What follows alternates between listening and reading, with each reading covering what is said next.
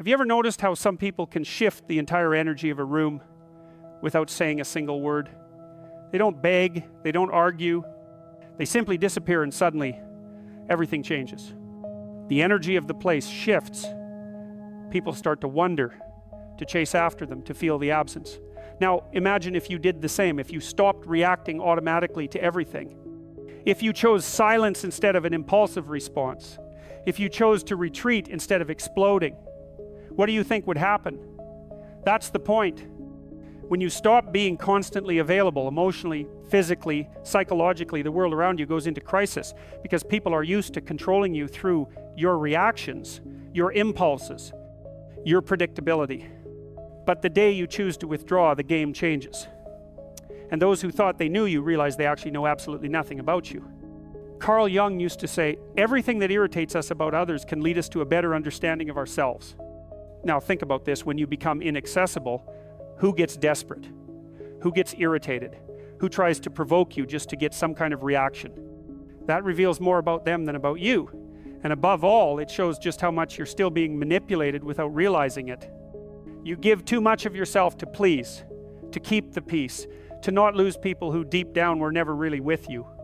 And with every forced yes, every immediate response, every emotional reaction, you give away a piece of your energy. And at the end of the day, what's left? Tiredness, frustration, a void you can't explain. Want to know why? Because you are far too available to those who don't deserve even a minute of your silence. This video isn't about walking away from the world, it's about choosing yourself. It's about learning what Jung called individuation. The process of becoming whole, authentic, complete. And that process begins when you understand that silence can be more powerful than 1,000 arguments. That retreat, when it comes from awareness and not fear, is an act of power. So I ask you, looking you in the eyes, how much longer will you let yourself be controlled by other people's emotions? How much longer will you react like a puppet every time someone touches your wound? Maybe it's time to cut those strings, to withdraw, to become a mystery. Because when you stop being available, everything changes. Since childhood, you were taught to always be present, to respond quickly, to please, to say yes, even when you wanted to say no. You were conditioned to believe your worth lies in your availability. But here's the truth no one may have told you. This excessive availability is not a virtue. It's a prison. As long as you believe you must always be accessible emotionally or otherwise, you'll keep being manipulated, drained, and forgotten as soon as you're no longer useful. Do you know why?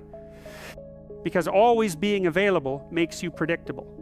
And everything predictable becomes a tool. People start using you as an emotional emergency button. They press it when they need attention, relief, validation, then they put you back on the shelf. But you don't realize it. You're stuck in the illusion that if you're always there for others, someone will be there for you. But the world doesn't work that way. Carl Jung spoke of the persona, this mask we wear to be accepted, loved, recognized, and it's this mask that makes you excessively available. You say you're fine when you're suffocating. You reply to messages instantly. Even when exhausted, explain yourself, justify yourself, defend yourself, as if you owed something to the world. But the truth is, the more you place yourself on other people's stage, the more you disappear from your own. Being constantly available is a subtle form of self-abandonment. It's seeking approval, it's avoiding rejection.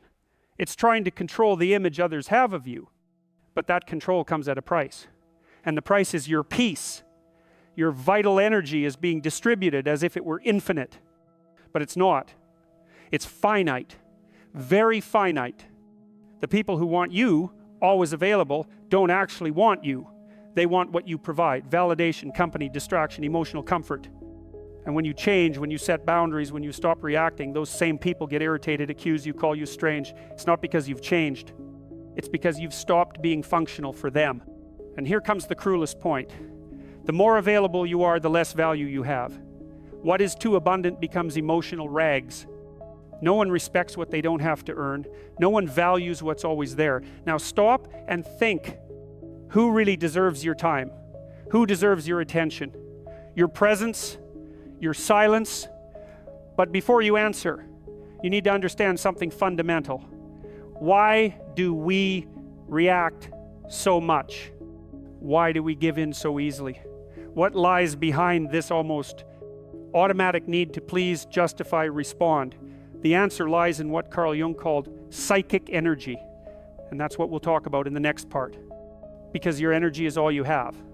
And if you don't learn to protect it, someone else will use it against you. Have you ever stopped to think about the projections others place on you? And how deeply that bothers you? That's because now we're entering a dark territory, that of silent manipulation. In the next part, we'll explore how opportunistic people feed on your energy and why your unavailability completely disarms those games. Get ready to face head-on those who've always drained you without you realizing it. You believe you're in control. You think your reactions are conscious choices, but the truth is darker. Most of your emotional responses are programmed, and those who understand this can manipulate you easily. Opportunistic people don't need to yell, threaten, or force situations. They simply press the buttons you've left exposed and you react, always. Carl Jung called this projection, the mechanism by which people project onto others what they can't see in themselves. But there's another side to this dynamic that few perceive. While others project onto you, you also become the receptacle of those images. And the more emotionally available you are, the more you become a blank canvas for those projections. You know that friend who only looks for you when they're in crisis? That partner who always needs you to save the day? That person who compliments you but only as long as you're useful? None of this is by chance. They're not relating to you, but to the idea they have of you, to the role you've accepted to play. And why do you accept it? Because you're afraid. Afraid to disappoint, to not be loved, to be abandoned. The most effective manipulation doesn't happen with yelling.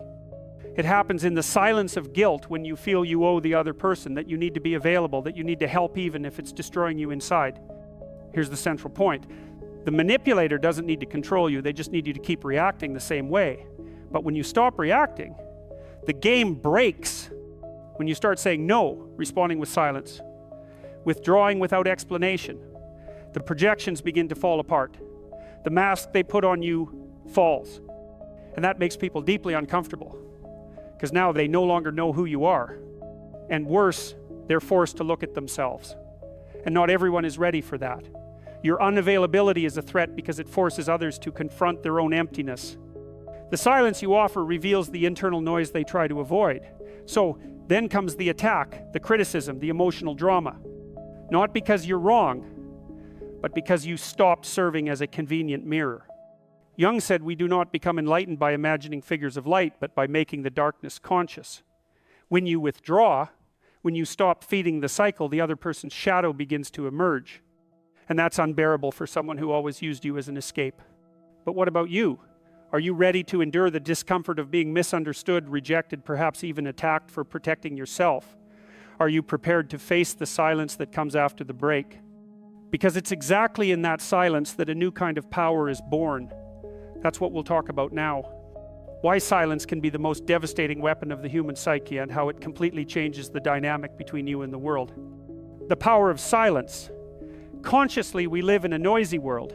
Everyone wants to be heard. Everyone wants to respond quickly, win useless arguments, prove they're right, even if it costs them their peace. But there's a power that few know and even fewer master. The power of silence. Not the silence of passivity, not the silence of cowardice, but conscious, strategic silence, brutally, lucid. The kind of silence that isn't absence. It's amplified presence. Jung saw silence not as emptiness, but as fertile ground for inner transformation. When you stop reacting, you begin to observe. And by observing, you see patterns you never noticed before. Games of manipulation, cycles of self-sabotage, emotional repetitions. Silence allows for clarity, and clarity is dangerous for those who want to control you. Have you noticed how some people panic when you don't respond, when you don't explain yourself, when you simply disappear? It's not longing, it's loss of control. As long as you talk, you're still in the game. But when you go silent, you change the rules. And that destabilizes those who feed off your reaction. True silence is not the absence of voice. It's mastery over your own energy. It's the refusal to be dragged into other people's emotional chaos. It's the conscious choice not to enter battles that would only drain you. Jung taught that the process of individuation, becoming who you truly are, requires this withdrawal. Because only in silence is it possible to hear yourself without the interference of the world.